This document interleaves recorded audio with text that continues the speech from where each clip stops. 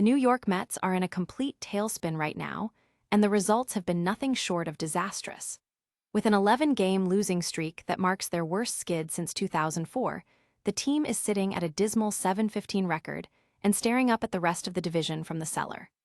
While the math says the season is still young, and there is time to turn things around, the pressure is mounting, and the urgency in Queens has hit an all-time high. Looking for a fast-charging, ultra-responsive stylus for your iPad? Meet the 2X Fast Charge Active Stylus Pen, designed for 2018 to 2025 Apple iPads. Take your creativity and productivity to the next level. Click the link in the video description to shop now on Amazon. At the center of this storm is superstar shortstop Francisco Lindor, who is fighting to keep the clubhouse together despite the mounting noise. Lindor is facing his own personal struggles at the plate, but he is standing tall in front of the cameras to defend his skipper and rally his teammates.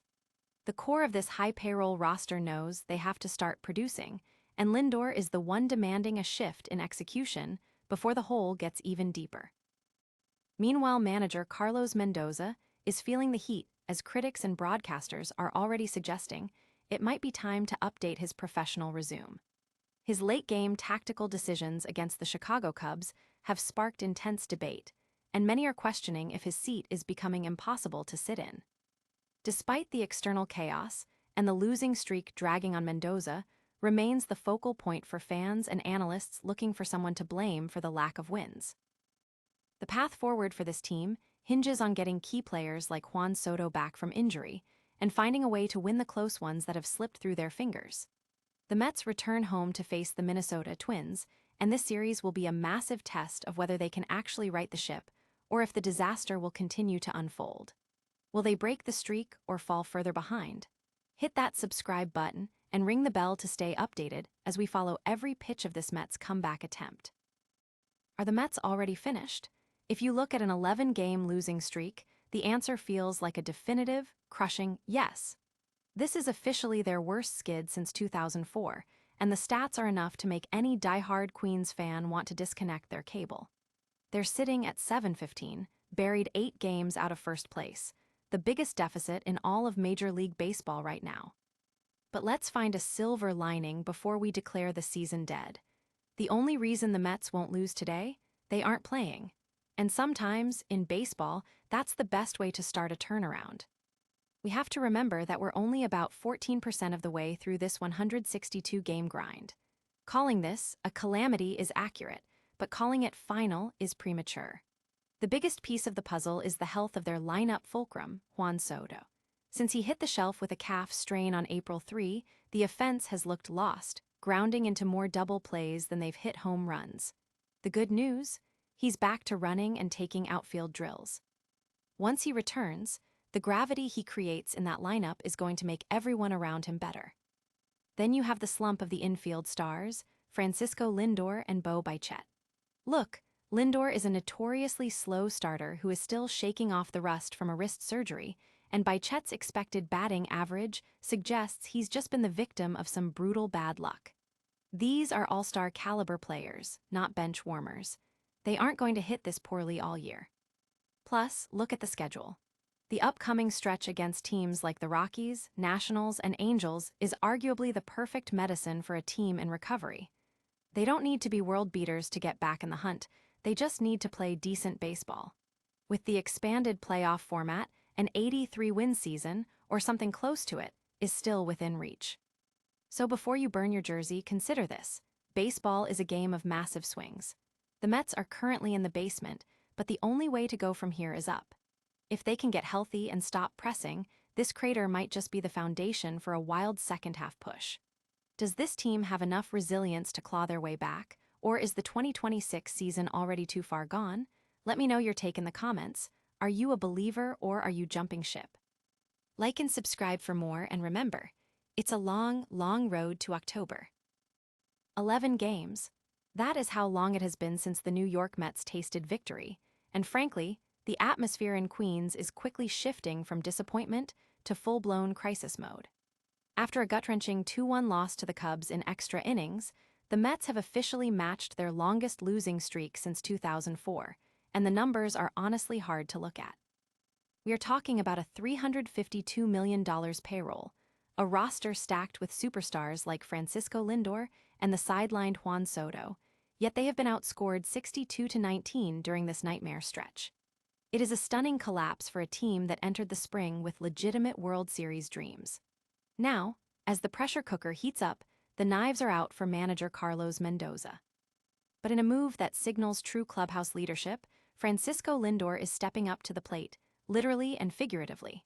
He is doubling down on his manager, flat out telling the critics that the losing isn't on Mendoza, it is on the players failing to execute. It is a classic player-coach defense, but you have to wonder, how much longer can these words hold water when the bats are hitting a measly .145 with runners in scoring position? The reality is that while the return of Juan Soto might provide a much-needed spark, baseball isn't saved by a single savior. It is saved by consistency, and right now, the Mets are the definition of erratic. They have a massive 9-game homestand coming up to turn the ship around, but they are walking a razor-thin edge. History shows us that double-digit losing streaks are the death knell for most postseason hopes, with only a tiny handful of teams managing to claw their way back to relevance after a skid like this. So, what do you think? Is Carlos Mendoza the scapegoat for a deeper cultural failure, or is this just an elite team going through an impossible slump? Drop your thoughts in the comments below, and if you want to keep up with the daily drama of the MLB, make sure you hit that subscribe button. At the end of the day, you can build the most expensive ship in the league, but if the crew forgets how to row, you are going down with it. Is it time for Carlos Mendoza to polish up his resume? The New York Mets are currently trapped in a freefall that feels less like a slump and more like a total catastrophe. We're talking about an 11-game losing streak that finally hit rock bottom with a brutal 2-1 sweep at the hands of the Chicago Cubs. With a record sitting at a miserable 715, the critics are sharpening their knives, and broadcast voices are already suggesting Mendoza might want to update his LinkedIn profile sooner rather than later. It is savage, but in the world of professional baseball, results are the only currency that matters, and right now, the Mets are bankrupt. The tipping point came during Sunday's extra-inning heartbreak. With the game deadlocked at 1-1, Mendoza had a tactical choice to make: walk the dangerous Nico Hoerner to set up a double play or pitch to him. He chose to pitch. Hoerner, currently hitting over .300, did exactly what superstars do. He delivered the walk-off sacrifice fly. It was a classic case of overthinking a situation where the percentages clearly favored a different route. Mendoza defended the call by pointing to the runners behind Hoerner, but when you look at how those hitters have been struggling, it's hard to ignore that the manager's decision-making has been a recurring liability. This isn't an isolated incident, either. Whether it's pulling starters too early or trusting a bullpen that just can't find the strike zone, the strategy is consistently backfiring. Even with the defensive blunders and mental errors, Francisco Lindor is still planting his flag in Mendoza's corner. He's calling the manager a fantastic leader who has prepared the team perfectly. It's a noble stand, but honestly, it rings a bit hollow when the offense is averaging less than 2 runs a game during this slide. With stars like Lindor, Bichette, and Semien hitting a collective .200 during this stretch, the failure is clearly shared. The missing production from a missing star like Juan Soto has left a gaping hole in the lineup that no amount of clubhouse morale can fix. As the team heads back home to host the Twins, the pressure is at a boiling point. Ownership has to decide if Mendoza is still their guy or if a change is needed to stop the bleeding. Do you think Mendoza is the real problem, or is this just a classic case of star players underperforming when it matters most? Let us know in the comments, and don't forget to hit subscribe for more high-stakes baseball coverage. Sometimes, even the best managers can't save a ship that's already taking on water. 11 games. That is how long the New York Mets have gone without tasting victory, and honestly, for a roster stacked with this much talent, it is nothing short of a catastrophe. How do you go from being a projected World Series contender to tied for the worst record in Major League Baseball in the blink of an eye? It is a fair question, and frankly, the fans deserve a better answer than what they are seeing on the diamond right now. But amidst the chaos, the one bright spot is the accountability coming from the clubhouse. Francisco Lindor isn't hiding from the reality, admitting point-blank that this losing streak feels absolutely terrible.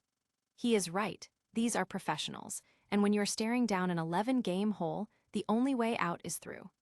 Lindor emphasized that while the team is hurting, nobody is hanging their heads, and they are still fighting for one another. That is the kind of leadership you need, but let's be real. Leadership only goes so far without production. Lindor himself needs to step up and perform to the standard that earned him his reputation over the last decade. If anyone can help pull Carlos Mendoza and this team out of the gutter, it is him. It is time for the superstars to stop talking about fighting and start actually winning. So, do you think the Mets can turn this around before the season slips away, or is it already too late? Drop a comment below, make sure to hit that subscribe button for more baseball updates, and remember, in a game of inches, sometimes all you need is one win to flip the script.